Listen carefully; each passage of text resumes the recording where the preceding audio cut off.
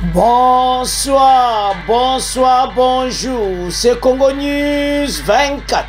Bande Konanga, comme toujours avant de commencer notre émission, nous disons merci à Dieu. Nous disons merci à nos chers abonnés et téléspectateurs qui nous suivent partout dans le monde et en RDC. Bande Konanga, soyez les bienvenus. À la une, chers téléspectateurs, on va commencer cette émission Bandeko avec l'interview de George Forest sur Congoliti, Katumbi, Kabila, Fachi et puis Bokoyoka débat suite ya Luachani. Bandeko makamweza minene awa alobi moko na moko. Bandeko tamboyoko alobi pona Kabila o alobi pona Fachi bongo ya Katumbi. Bandeko George Forest aindisi en direct ya Lubumbashi. Tous à la connecter peut développer une émission là.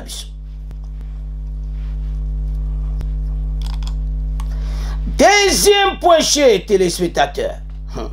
Tension à l'Est. Réunion du gouvernement réunion gouvernement na EAC et Salamaki na Kinshasa. Des besoins na côté gauche et puis réunion mususu Salamaki na États-Unis. Ministre Kenya y affaires étrangères na Anthony Blinken. Alors Tokoyoka oyo lobami na USA, Tokoyoka lobami na Kinshasa. Et puis comment toujours se préparer parce que force régionale makambo ya M23 bako attaquer na bango bangote. Alors tous à la connecter peut développer une émission na biso. Alors, chers téléspectateurs, émission de M. Bandi. Et comme étant tous ensemble la situation politique à RDC. Bandeko, dossier à Congoliti, et comme un niveau Moussous. Tokoyoka, George Forest, Oazana Katanga. Alors, Yépe, le corps pas à mon Yépe, nationalité congolaise. Mais azan européen. Alors Tokoyoka a expliqué batune ba question belé a lobby sur expressa Kabila. Bokoyoka a lobby sur Katumbi. A lobby sur Fachi. N'a interview n'a pas comprendre. Il y a d'autres choses vraiment le ba vérité. Parce que yemoko yebi mboka très bien. Azoko héritage ya Bandeko naï. Ya famille naï, je m'excuse. Alors, héritage, on a à peu près 10 000 employés à Okata. A expliqué nyonso. Mais avant qu'on interview naï, tolito continue boyo koba Congolais balobi na makambo ya Congoliti. Bokoyoka maître moko ya avocat yé a lobby sur la Congoliti, la loi Tchani. Maître avocat le PC suggestion a lobby loi wana bien nango il faut pas changer constitution. Loi ne makambo ebele malgré ezola sa division na kati ko kabo et tout ça. Oh mon Dieu, mais en tant que avocat, Bokoyoka pe professeur, ou tu vois qu'une émission passe à répondre. Pas ces suite. Alors, à répondre, il y a le but très bien beau. Que la loi OYU, il faut d'abord changer la constitution. Constitution na biso. Balobi pour être président, il faut Congolais d'origine. Donc, c'est que ce dossier de pères et de mères, il faut pas que dans la constitution, balongola, il faut des pères et des mères. Yango boulot et cause en Assemblée nationale. Il faut pas changer la constitution, pas seulement ma congolité, ma belé, même à double nationalité, ma belé. Il faut pas mettre en au clair. Alors, loi Tchani a un changement belé. bandeko oyo bazomona ke bango baza ou bien aza rwandais ou bien aza ekolo mosusu et tout ça boyebete la congolité loi tchani eza ba loi moko pour aider mboka na biso na ba situation tozana. C'est le moment où ba changeaka. Ba pesi même exemple. Tangu na États-Unis. Tangu ba bombardaki ba attentat de Salamaka ya Bin Laden. Ba komona non, il faut ba changer constitution na mona makambo ya bato ba koti ba loi. Loi ya kamusuna be événement. Événement ça men États-Unis ba ya Bin Laden ya ba asiatique ba mona il faut ba changer ba te kolo wana na ba situation wana ndenge lekaki ba changer constitution. Et par la biso agression rwandaise il faut échanger makambo ebele na mboka na biso. Tu comprends? Et ça te que bato ba zongo na sens mo que voilà ndenge bata katumbi bazozwa compare que de katumbi non. Alors maître on a expliqué yango très bien. Mais bato ebele so bazoloba yango bazomonaka ke o ba diviser peuple non. Yango professeur a encadré bato. C'est une chute nango de eza moi parti mo moketikala-ki to mona ke to me akolanda yango to yoka yango to comprendre. Mais avocat ou atunaki question atosheki ba point moko clé yende to yoke mutaliboso alobi boy la constitution RDC eza na problème chez makama loi tchani pour ekende bien faut ba changer constitution wande makambo ekende bien bande ko ce pays eza menacé na makambo ebele boyoka na deuxième partie. Situation à l'est, interview mususu réunion mususu na Washington na ba américain qu'on appelle na Kinshasa tozana réunion mususu na banani ba EAC bokoyoka kamweza mine l'ambassadeur ministre affaires étrangères ya Kenya azana États-Unis al sala conférence de presse na Blinken batune question bokoyoka. Alors, loi tchani eko changer makambo ebele na mboka. Ba congolais to lamuka, to tika kolala. Et ça makambo moko très sérieux pour na mboka. Alors, to yoka bango. Bon, to meka ko avancer l'émission. Awa nanu toko yoka loi tchani. Bandeko loi yo che makambo ebele boko yoka George Forest makama koloba parce que baboti na ye il y a cela 101 ans à Bazana Katanga si on comprend bien d'origine belge si je me trompe pas. Alors à lobby c'est Kabila Fachi Katumbi et tout ça na loi tchani tout ça mais wana tozo ya ye deuxième partie. Première par des années à Congolais, ou avocat a une question. To landaye, to yo kande professeur a ko répondre. Bongo après to ko yanda ba question oyo parce que les gars qui na RFI. Boyo ka ba question ba tuna ki tata oyo si ba président na biso. Wa to zo ya nango. Mais to yo kanano loi tchani nde makambo. To yo ka suite à débat wana mpe fin nango bon boyoka bo comprendre pas wapi mboka na biso ezali tolanda loi tchani débat nango bongo to avance.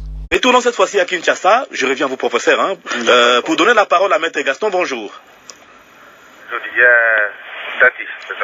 Oui, allez-y, il y a eu beaucoup de questions là. Rapidement. D'accord, je savais aussi les professeurs.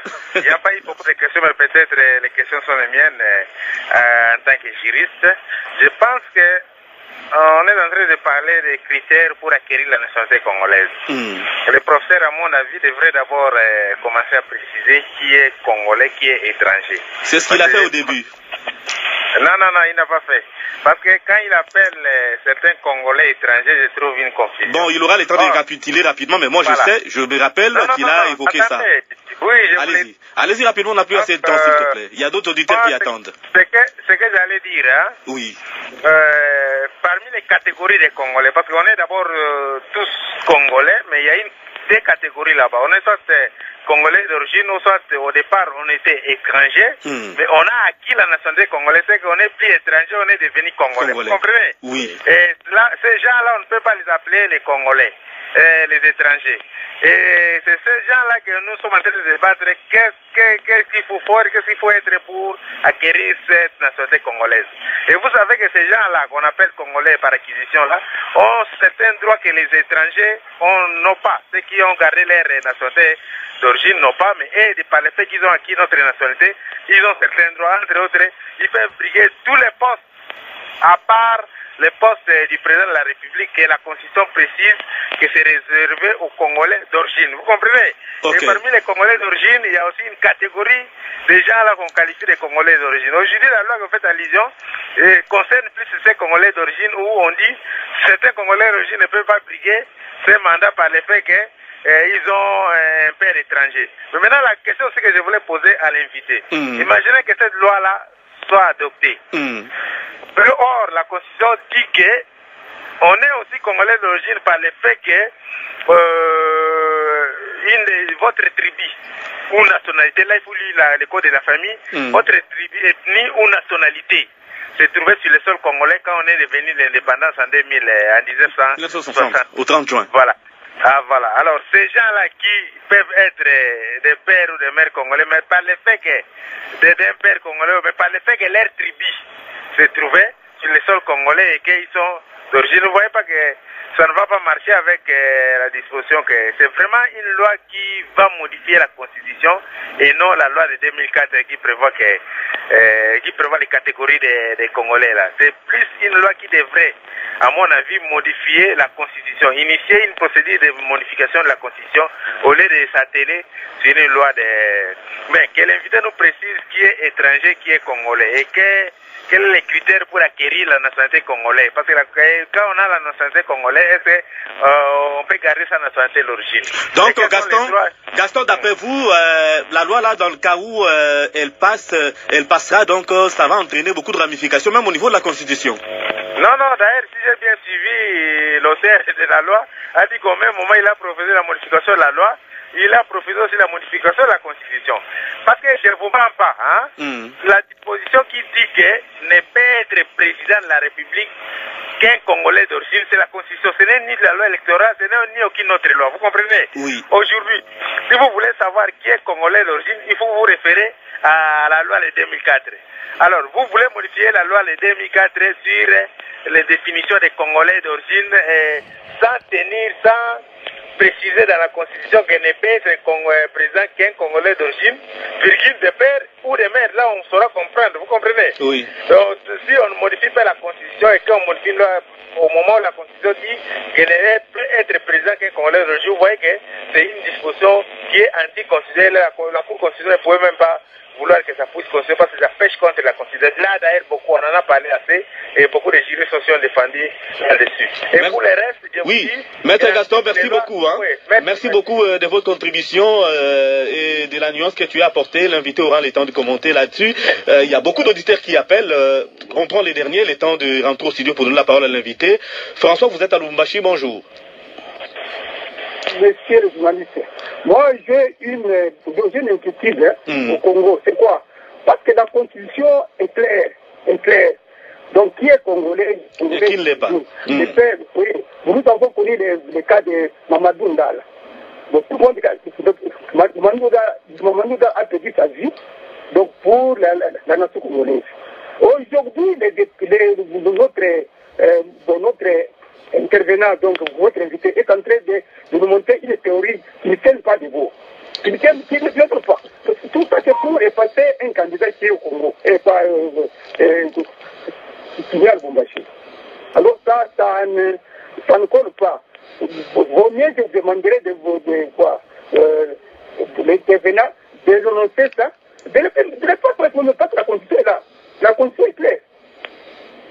Ok. Merci beaucoup. beaucoup, M. François. Merci beaucoup, M. François. Nous rappelons que c'est depuis la ville de Lubumbashi que vous intervenez. Professeur, des questions se recoupent, mais la majorité des auditeurs qui ont pris la parole, ils ont dit que ces projets de loi contiennent les germes de la division. Ouais. Je pense que je pars d'abord. Je pourrais peut-être dire un mot à M. Gaston, qui est le juriste. Je pense qu'il a répondu à beaucoup de choses lui-même. Vous voyez, il a posé la question, il y a répondu lui-même, même en suggérant quelques critères de l'acquisition de la nationalité congolaise. Mais s'il faut revenir maintenant à la question fondamentale qui est celle de savoir si ou non l'adoption de la loi peut diviser les Congolais entre eux. Je venais de dire que la question de la nationalité est intemporelle. Elle n'est pas seulement exclusivement discutée au Congo, elle est discutée partout. Vous savez ce qui est arrivé à un certain moment aux États-Unis, on a refusé une certaine catégorie des Arabes qui venaient de l'autre côté d'entrer, d'acquérir des nationalités au regard de ce qui s'est passé en septembre, c'est en septembre, le 9 novembre, ce qui est arrivé aux États-Unis. L'attentat terroriste de Ben Laden. Oui. Ouais. Alors, ce qui est arrivé aussi au même moment au niveau de la France, où on disait qu'il y a des critères qui sont beaucoup rigoureux sur l'acquisition de la nationalité, puisque la question des Arabes, tout cela s'est posé. Et donc, récemment en Tunisie... par exemple, la question a été reprise. Et on voit ça même en Égypte ou ailleurs, la loi est là, elle existe effectivement. Donc la question de la nationalité est une question intemporelle. On ne peut pas refuser aux Congolais de discuter sur une loi. Ça, c'est un fait. Le deuxième fait, c'est que la nationalité, la question de la nationalité ou la loi sur la nationalité, elle relève aussi d'un fait. C'est-à-dire quoi? Toute loi est toujours et déjà discriminatoire. Il n'y aura jamais une loi qui puisse satisfaire tout le monde, je le dis au début. Et donc, qu'on dise qu'elle va discriminer, par exemple, l'un ou l'autre, comme le dernier intervenant le disait, qu'on voudrait exclure quelqu'un, un politicien qui est au niveau de Lubumbashi et tout ça, mais c'est pas ça, c'est que vise la loi. La loi, elle est impersonnelle. Elle est impersonnelle, la loi est impersonnelle. Elle vise la protection de la souveraineté du pays et même de l'intégrité de notre pays. Et je réponds à ce moment-là à celui qui a parlé de l'intégrité comme étant une priorité aujourd'hui, mais justement c'est une priorité. Et l'adoption de cette loi fait partie de ce processus de protection de notre intégrité. Vous voyez? Et moi, je n'ai pas appelé une certaine catégorie de Congolais qui sont étrangers. J'ai dit qu'on ne peut pas donner la gestion du pays à quelqu'un qui n'est pas congolais, donc un étranger. Ça, c'est connu. Et donc, s'il y a des catégories de Congolais, par exemple, des Congolais qui ont un père qui est étranger, qui vient de notre pays, qui a une autre nationalité, et un Congolais ou une Congolaise qui est d'origine congolaise. Et je pense que ceux-là sont des Congolais, ils ont tous les droits possibles, ils jouissent de leurs droits. Mais seulement, il y a un verrouillage au niveau de certains postes régaliens. On ne va pas quand même permettre à ce que cette catégorie de Congolais puisse briguer des mandats, puisqu'on est partagé sur la nationalité. C'est pour cela que j'ai évoqué le cas des États-Unis et autres. Alors, qu'on dise que, voilà, il faudra absolument qu'on puisse élaguer cette question. On ne peut pas la discuter parce qu'elle est discriminatoire. Nous sommes au temps des élections. Et moi, je pense que je ne sais pas si vous allez trouver un autre temps pour discuter de cette question. Je pense que le temps est là. On peut discuter cette question. Ce n'est pas dit qu'aujourd'hui on va peut-être dire que bon, ceux qui ne sont pas de père et de mère doivent quitter le Congo, tout ça. Non, mais oui, mais Gaston aussi a évoqué la dimension de l'antériorité. L'antériorité. Oui, mais la Constitution le dit. La Constitution le dit clairement que ce sont les tribus qui se trouvaient sur le sol congolais au moment où on prenait de l'indépendance, où on a accédé à l'indépendance. Et je pense que ces tribus sont lesquelles? Sont connues. Elles sont connues. Sont connues. Les tribus congolaises sont connues, qui étaient là et qui ont fait que nous soyons le peuple congolais et le Congo, la République démocratique du Congo aujourd'hui. Et donc ça, ce sont des critères réels qui existent. Et là, on ne peut pas lier quelqu'un de cette nationalité. Il y a un autre qui a dit, bon, je suis dans un village, il a décliné tout son village jusqu'au bout et il ne connaît pas les origines de son père. Moi, je pense son arrière-grand-père. Son arrière-grand-père. Mais c'est justement ce que nous vous demandons de dire. Moi, je peux décliner. Je suis né au Kasaï, à tel endroit, je peux décliner tout ça. C'est ce qui fait ma force en tant que Congolais de père et de mère. Puisque dans la loi, il faut même aller jusqu'à la 5e génération pour le dire. Tchani lui-même, il sait bien décliner sa génération jusqu'à la 5e génération. Donc bon, je pense que ça, c'est pas du tout un problème. Et le monsieur, donc, il défendait une chose et son contraire à la fois. Il vous dit qu'il est d'origine, il donne ses origines, mais il dit que son père, il ne connaît pas, et d'autres qui disent, par exemple... Oui, mais il y a aussi la dimension, je reviens sur Maître Gaston, qui a souligné que cela aussi pourrait entraîner la modification de la Constitution. Oui, absolument. C'est justement ce qu'il faut faire, puisque notre Constitution doit être quand même réajustée. C'est pas une constitution, la constitution c'est un texte qui doit évoluer. Et il évolue selon les circonstances, selon les contextes dans lesquels nous vivons aujourd'hui. La question politique de notre pays nous permet ou nous donne la possibilité, l'opportunité de modifier. Comme cette constitution a été modifiée quand nous sommes allés à San City. Donc pourquoi ne pas la modifier aujourd'hui à partir de cette loi? Si on l'adopte comme il l'a dit, on dit bon, d'origine, virgule, de père et de mère. Ça c'est une précision qu'il faut donner dans cette constitution et donc la loi peut impliquer l'évolution de notre constitution. Alors, bandeko tolandi biso nyonso.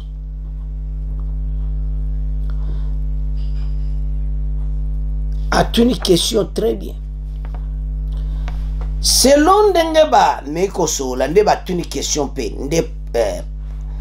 professeur wana répondre, professeur Sylvain, bolanda qui est une émission les gars qui osa suite na alobi que makambo ebelende ko ona ya mettre avocat question à Tuni à répondre pe effectivement la constitution il faut batala yango très très bien pona makambo loi chani. Bande ko ebele baza ko sepela ngwa mo kwa division bolani de ko musuna katanga bande ko ebele alors que exacte que bazo ko attaquer un groupe à batu non ba viser ba poste clé mutu nyonso ko jane boulot mais nazo ebatelo nezo sala batu pasi so ba lobi ke oza donc mutu nyonso fazaka premier ministre mutu nyonso fazaka président assemblée nationale mais ba congolais bango bazana ba poste wana te mais loni bazo déclarer on dirait que bango pena ba kozala place wana ba boyaza tu n'as pas question. Est-ce qu'il y a la Premier ministre? Non. Alors, tous ces étrangers, ils ont loi où ils ont voté. Si nous avons une mission pour battre belé, nous avons une négativité. Mais nous avons une bonté. Nous avons une est, nous avons quitté vraiment. Nous avons et ça, lors du jour où tu vas débattre, on va Congolais tout le monde. Et ça, question en boca. Bonjour, mon athée. Ce que Congolais, Salama qui déjà. Est-ce que Rwanda va déserter, oui. Pourquoi vous avez un général? Un général rwandais n'a pas de. Non. Balobi 250 postes na EDC réservés que des pères et des mères. Ba poste un peu so tali yango eza ba poste minene na ba juridiction na biso nyonso ba cour ba haute cour ba cassation haute cour militaire ba cour constitutionnelle il y en a beaucoup pays où il fait comment na moment que même ba ko réduire ba nombre yango ya verrou mais il faut comprendre que pays outi musika ozomona alors loi congolais boyoka George Forest ndenga expliqué. Aoumela kuna Belge. Beaucoup de temps. A héritier ba société kuna et tout ça. Boko yoke ndengulupa. A lobby ezate même kama katumbi so ndenga lobby bo kamwa. Batune si la Congoliti. Boko yoka. A lobby. puisque alobi que eza loi il faut ba débattre yango mais ya za congolais ti mundele alobi il faut ba débattre yango il est important ye mundele za ko appuyer yango bongo yo congolais to tika kozala naïve na likambo ozomona ke eza clair mais olani bandeko batuni ba question bayibi na bango ke eza bien mais lokola azomona ke ko affecté bato lokola bakatumbi bato ebele non c'est pour tout le monde alors ba question wana eza très important alors bandeko loi oyo ekozala voté ekochange makambo ebele na mboka na biso kongolo ozolanda émission il faut bekse koyebisa baninga yoka professeur ndenge aza koencadre bato aza koexplike bato aza koyebisa bato recadrer les gens leur expliquer montrer tout kolakisa bango que voilà ezabo donc baréponse so komopesa ko oyoka pene tia motema malili na même na bango moko bato bazotomboka me bango bazokama ke invité oyo babengisi azozala pour la loi tiane mais parce que il faut badébattre yango ese ya soli na George Forest non bokoyoka tokotanga George Forest alobi boyi que c'est une loi il faut badébattre yango na assemblée nationale bakoko refuser loi bongo te et maintenant et attends ya otesa bakongole kozala baye koleka union sacrée ba majorité bakovote yango eleka po mboka oyo tosouffrir na makambo ebele ozomona basala bamisala eza ebele na RDC Rwanda yano kosala sana yo bayebisa biso na Rwanda un général congolais aza na Rwanda un général congolais aza na Burundi ou bien un général congolais aza na Uganda baza te mais pourquoi pas na biso bino ba généraux bozo ceux qui même exigence à 1,23 ya facha bino bena c'était tout sola na bino te yango ne bouger bango bakomo keti Washington ba EAC alors bande ko voilà les dossiers situation tozalango pour le moment et la situation moko direct toyoka siko George Forest ndenge akoloba sur la congolité sur Kabila sur président Félix sur Katumbi et puis akoloba aume la katanga ayebi mboka na biso pe buso boyo ba réponse na RFI eza pena ko sakana ti interview de George Forest sur Congolité Katumbi Kabila Fachi et débat to wana to sur le cas na débat George Forest voilà question ba tunisiko il y a 101 ans zo bozola na bandeko do be kri wana ya nini oba question bazo tunai votre père a créé au Katanga la société Forest et aujourd'hui vous êtes toujours présent à Lubumbashi. Avec plus de 10 000 salariés, vous êtes toujours l'un des premiers employeurs du Congo. Comment avez-vous fait pour résister à tous les chaos, tous les soubresauts de la vie congolaise? George Forest. D'abord, il y a notre qualité de travail, c'est une réputation que nous avons, que les choses que nous faisons sont impeccables. Nous avons aussi un rôle d'engagement social. Mes parents ont toujours dit que quand un pays vous apporte quelque chose, il faut redistribuer une partie à la population. C'est que nous avons toujours fait. Nous avons créé des écoles, des centres hospitaliers. Nous avons le meilleur hôpital du Haut-Katanga. Nous avons des puits d'eau dans les villages et nos activités ont été des activités de qualité dans le respect de l'éthique et du pouvoir en place. Deuxième question. Dans ces premières années du pouvoir, vous dites que Joseph Kabila était un bon président, mais qu'ensuite, à cause de son entourage, notamment la corruption, a dégénéré tous les régimes. Était impossible à la fin de ses affaires sous le régime de Joseph Kabila. Cela devait être compliqué, effectivement. Les 5 premières années, comme je l'ai dit, étaient très bien. Il a géré très correctement, mais une fois qu'il a été réélu avec ses entourages, très proches de lui, ils ont commencé à mettre la corruption en place. Bozolanda, Azo Bangati, Abangi Expresa Kabilati, Alobi Abandaki bien, Tango Kaka Barieba nommé après, Alobi Abandi a tiré corruption en place. Expresa Kabila. Ça, c'était vraiment un fléau terrible parce qu'il voulait tout prendre. Il voulait s'accaparer de toutes les affaires personnelles et nous avons beaucoup souffert de cette période. Bozolanda. Alobi que les expresa Kabila Koti. Abandaki bien. Après l'herbe a pogné le son entourage na ya le bandi kaka. Corruption. Emparé de tout. Alors bien que comment Zabiloko Nyos président Joseph ex-président Kabila.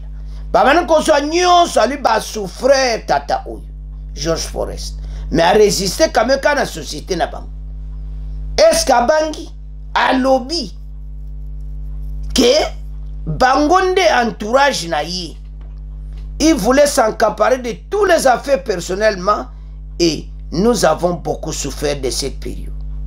Parce qu'à lobby que Kabila était un bon président. Mais ensuite, à cause de son entourage, la corruption a gagné tous les régimes. Il y a une exception. Est-ce que la fin a fait des affaires sous le régime ezaki bien? Eh, nzambe nangai, eza ya kuyinda. Abandaki malamu, ma après entourage babani ko pied mboka. Biso batuto lobite George Forest. Bolandi bandeko. Makambo toto yango za bakambo oyo batu baoyeba te tozwi yango. Mais yeba keza ba européen bazo tuna moninga na européen.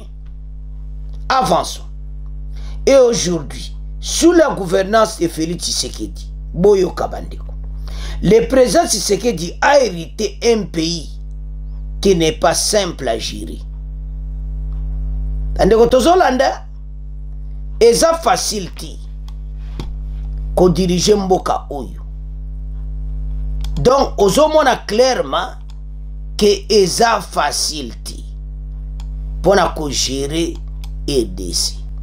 Yaba Congolais, il faut to yoka kama kambo oyo. Mokonza mboka kuti mboka oyo ezaki facile mata ko gérer yango. Donc c'est à féliciter na oyo asali.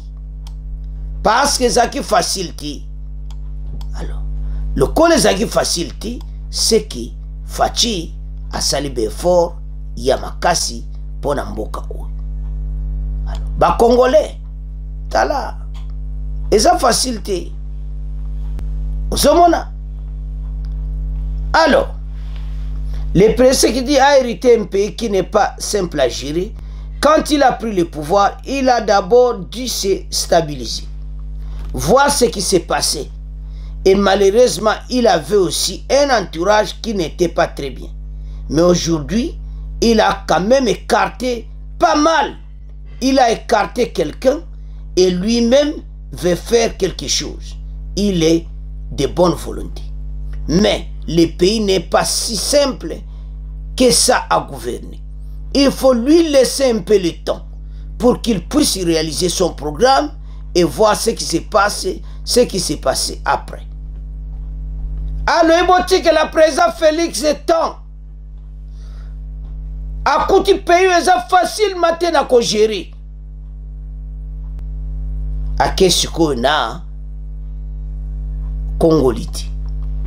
Il y a actuellement le bureau de l'Assemblée nationale un projet de loi qui vise à écarter le futur président Moïse Katumbi au Lobini. Alors c'est un dialogue qui appartient aux Congolais.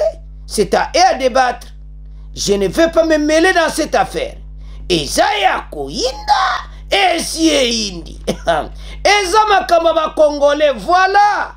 biso linga bongo comment yo belge okota masolo na biso ya le ba kokota yango ti wa pena na félicité George Forest tika bango ba débattre masolo na bango. Ce projet de loi vise à écarter la présidentielle quelqu'un que vous connaissez bien, c'est Moïse Katumbi, l'ancien gouverneur du Katanga. C'est un de vos voyous amis. Votre fils aîné et même le vice-président du club de football, Tout-Puissant Mazembe, qui préside justement Moïse Katumbi. Que pensez-vous de cette manœuvre pour écarter Katumbi? À Lobiboui. Pour parler de Mazembe, c'est une vieille histoire de famille. Mon père était déjà là. Nous, on était là quand Moïse Katumbi a repris le club. Quand il a repris à développer très fort le club, on est resté. C'était notre fils à moi qui était avant vice-président. Il est parti et j'ai mis Malte comme vice-président. Mais ça fait faire l'histoire. Ce n'est pas une question politique, ni un soutien politique, c'est purement l'histoire. Mais si cela crée des problèmes à tout le monde, c'est un fait certain. Il prendra ses responsabilités et il doit quitter le poste. Balobi boy, ezama kambu, yaba congolais ya okotate. Alobi moi na ye aza vice-président qui pa Katumbi. Alors, so etaba écarter Katumbi, yemo kwa s'en prendre na yango. Adjo ba responsabilité. Et balobi esiko Moïse Katumbi c'était un ami ou pas? C'était un ami. Mais ce n'est pas parce que c'était un ami que l'amitié est une chose et la politique est une autre chose. Amitié ezali kamususu, politique pe ezali kamususu. Alors, tout développer. Bande ko George Forest alobi to banaka momoko poto résumé. Abandina ex-président Kabila. Alobi ex-président Kabila bandaki bien les premières 5 années. Après, les barreliers, allez dans 2006. Entourage Union 2011. Entourage Union, donc, babandi kaka. Abandaki bien. C'est comme 2011 entourage alobi bango kutumawatu. Alobi entourage n'balima s'emparer tout. Donc pillage penda. Bisoto lobiti. Ozomona fatia ya kuti mboke kufa. Nani expliqué yango? George Forest. Alobi 5 ans leka entourage n'babani penoyo kaka bango tout ensemble. Alobi bango balinga ki ko s'emparer na tout. Ex-président Kabila na entourage na mawatu. Batuni suko fachi. Yozo mona fachi ndeni. Balobi ya kuti payo eza difficile à gérer, mais à sali effort. D'abord, habite féliciter. Ndenga longoli ba entourage ne nyosa mabe o bazai ko sala mabe. A écarter entourage na. Deuxièmement, ba pesa fachi tant pour abongsa mboka oyo. Biso batuto lobiti. Ozomona tant to lobaka ke tozala mokonzi bien biso moto monete mais tala ye azane homme d'affaires na EDC. Alobi en tout cas faut batika etan azana volonté alinga bongsa mboka tant biso loba ngo bozo douter lelo George Forest alobi yango batuni pona Katumbi pona makama congolité eza makamba congolais botika bomba débattre eza problème batuti wana zo ça va François ba tuni ba question ozomona alors bande ko tanto otala makambo ba congolais to fungula misuko ozomona te ma question a boité bo django bo me comprendre bo partager bo comprendre que mboka eza na direction bien tozana mokonza mboka zo nga bongsa mboka biso to lobite to landi batuni congolité ba bien non ça va tika ba congolais a problème a congolais faut ba débattre ngo mabe wapi bolanda ki pe professeur wada et puis encore oyo kakake za somo batuni pona Katumbi abi mais à s'en prendre nango c'est comme ça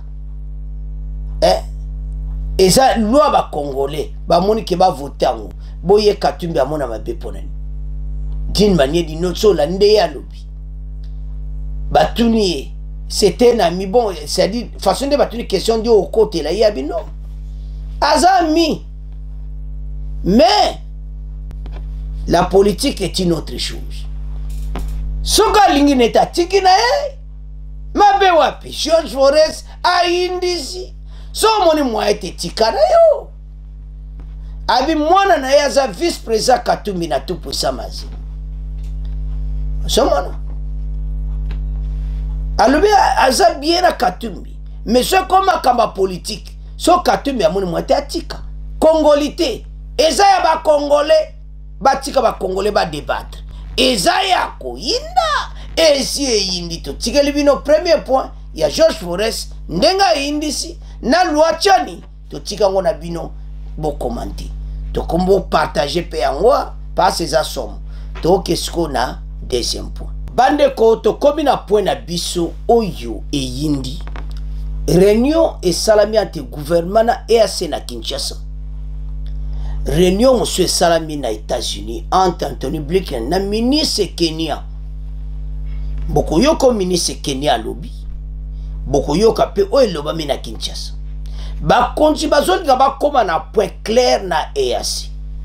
Ba norme moko clair eza suma kamba cash te. Quand boko quitter, quand boko salaboy, to boko salabo. Mais tango Olanda makamba solo a Kinshasa.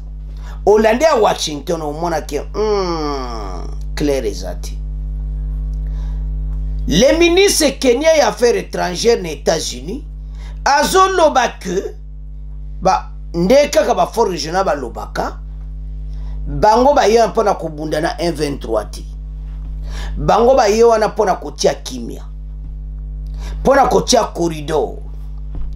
Ba groupe armé nyonso batika minduki bakende kosolola à négocier sans préciser alors que ba 123 bako négocier na bangoti mais bako permettre bon ke Nairobi mais Nairobi eza po batu kota na PDDRC chose oyo président rwandais azana pasi na motema. Le président Kenya le bango armé Kenya na osala corridor entre ba groupe armé na ba konzi ba groupe armé ba luka batika ba minduki et tout ça. A Kinshasa masole betami na manda na bango. Mandé sila depuis février. Alors ba konzi ba zolingo renouveler ngoti parce que faut ba solo là. Basa la clair na bango. Soto renouveler 2 mois. 3 mois. Bon, il faut pas signer biloko wana tout. Alors, mais soko lana Washington, masolo na ministre affaires étrangères Kenya. Bango faut pas vana aider cette kimi kota. Mais bako vana ngoki tourisme. Parce que bango bako ko attaquer M23 parce que na ndenge makabo ezokende guerre ko banda kalate. Tozo mona te ya ezo mona eza ba signe clair et te bateau ko quitter kana makasi. Bango bazo refuser cantonnement makambo wana tout. So boza ba vrai ba congolais. Bokota na système de PDDRC yango basalaki yango. On place bomba kangami et l'accord de Luanda des clair. Na oya Nairobi oiloba megia Nairobi. Alors bazolinga d'une manière d'une autre ba inclure bango à 123 na Nairobi, mais je ne sais pas. Na Nairobi kuna il n'y a pas de négociation. À Nairobi kuna ezaki ba groupe armé batika minduki bakota na PDDRC. Bango ba 123 son bakende batika bo bakota. Mais là tu otanga to comprendre makambo ndenge zokini. Mais biso to pesa conseil na gouvernement to loba bo. Tozo tanga makambo ibele. Ba konzi bobonsa armée très bien. Bo somba pena bo continuer ko somba minduki. Il faut penda bo préparer blindé et wana mobimba. Parce que makele la président rwandais faut to s'imposer. Et ça peut bien et assez ba la sa position na mo ke ba obunda na bango te hypocrisie zati. Et ça bien qu'on peut se force avancer dans ma cambo très bien. Alors, voilà les dossiers. Total. Boyoka réunion gouvernement et EAC à Kinshasa. Et ministre Kenya, Mutwa et Blinken à Washington. Donc, la réunion mi bali. Tout banana côté gauche après tout Kenya aux États-Unis. Une réunion entre le gouvernement congolais et la délégation de la communauté d'Afrique de l'Est s'est tenue ce jeudi 27 avril 2023 à Kinshasa. L'élo au ministre des Affaires étrangères, renégociation du mandat de la force de l'EAC a expiré depuis février. Selon le Tundura, le ministre congolais des Affaires étrangères, ces rencontres a porté notamment sur le suivi du processus de paix de Nairobi et aussi la question de la force régionale qui opère dans l'est de la RDC. Tous leurs échanges ont considéré à trouver les pistes pour le retour de la paix dans la partie orientale et le retour des déplacés dans les milieux respectifs. Bon, monsieur Ezaki Mezonga na Est. Batonyo soba kimaki bandako bazonga. Makambo za minene. Alors, président Rwanda na batunaye o bazo senga ekosimba te. Ya to yebisa. Gérard Ndima préparé armée kitoko parce que guerre ezo ya nango. Pour président Rwanda ninga zaona mawatu. Alors, dobi sur mandat EAC, batala ndeni makamango kokende. Mais quand on lit de l'autre côté à droite, ministre Kenya, y affaires étrangères na Washington parce que bon bazoko lukaka mbongo. Président Ruto akena kikokutana na Union européenne kosenga mbongo, awape aye kokutana na Blinken kosenga likonda. Osomona makama ndengeza. Le ministre kenyan des Affaires étrangères, Alfred Mutua, a affirmé au cours d'un point de presse conjoint avec le secrétaire d'État américain, Anthony Blinken, le lundi, c'était hier, et c'était le lundi, je m'excuse, que les troupes kenyanes déployées en RDC dans le cadre de la force régionale de l'EAC n'ont pas pour mission de combattre les M23 ou quelconque groupe armé. En ce qui concerne l'Est du Congo, nos troupes sont sur le terrain. Mais il ne s'agit pas pour nous combattre, pour nous de combattre les M23. Nous ne sommes pas là à combattre les M23 ou qui que ce soit d'autre. Nous sommes là pour fournir un corridor qui permet aux groupes armés de combattre, qui combattent le gouvernement congolais et ceux qui sont combattus par le gouvernement congolais d'avoir un sentiment de sécurité à travers ces corridors. Qu'ils puissent commencer à déposer leurs armes et à se mettre à la table et être capables de négocier, a déclaré le chef de la diplomatie kenyane. Dans sa déclaration, le ministre kenyan des Affaires étrangères a brièvement évoqué l'année dernière dans l'est de la RDC. Il soutient que le Kenya ne prévoit pas de retirer ses troupes tant qu'une solution à l'amiable ne sera trouvée. Avec Bango Bakoko Longwate et des solutions à Kimi Zouama.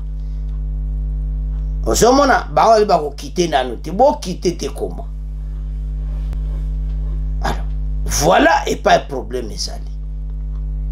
Yamba zo lukaka mbongo po biso to supporter Bango, biso supporter Bango li soute. Alors, soko zo tala ba déclaration na Bango, wana kibumba, tamba oloba.